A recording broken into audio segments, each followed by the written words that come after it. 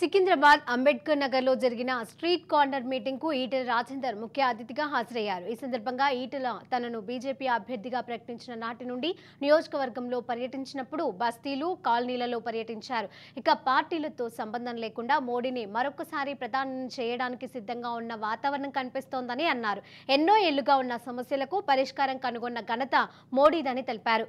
Congress BRS పార్టీలకు అభ్యర్థులే దొరకని పరిస్థితి ఉందని వెల్లడించారు। ముఖ్యమంత్రి రేవంత్ రెడ్డికి నడుమంత్రపు సిరి వచ్చి కళ్ళు నెత్తికెక్కి ఏది పడితే అది మాట్లాడుతున్నారని ఆరోపించారు।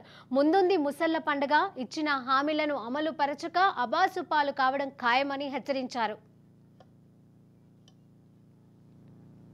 ఏది ఏమైనప్పటికీ 10వ వంతు జనాభా కలిగిన తెలంగాణ రాష్ట్రంలో 10వ వంతు జనాభా కలిగిన నియోజకవర్గం ఈ మల్కాయి నియోజకవర్గం, 10వ వంతు ఓట్లు కలిగిన నియోజకవర్గం ఇవాళ మల్కాయి నియోజకవర్గం కాబట్టి దేశంలోనే పెద్ద పార్లమెంట్ స్థానం కాబట్టి మోడీ గారు అనుకున్నట్టుగా 370 సీట్లలో మల్కాజిగిరి కూడా ఒక సీట్ ఉండాలని చెప్పే భావన మాత్రం వ్యక్తమవుతోంది।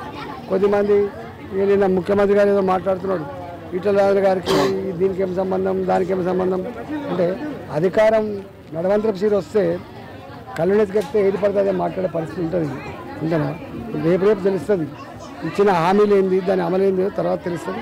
ఇవాళ నేను ఆ జోలికి పోను, కానీ తెలంగాణ క్షేత్రంలో ఆదిలాబాద్ నుంచి మొదలుపెట్టి అలంపూర్ వరకు, ఇవాళ పరిగి నుంచి మొదలుపెట్టి కొత్తగూడెం వరకు అన్ని వర్గాల అన్ని ప్రాంతాల ప్రజలకి తెలిసిన బిడ్డగా ఈటెల రాజేందర్ ఉంటాడు తప్ప ఈటెల రాజేందర్ ఇక్కడనా అక్కడనా కాదు।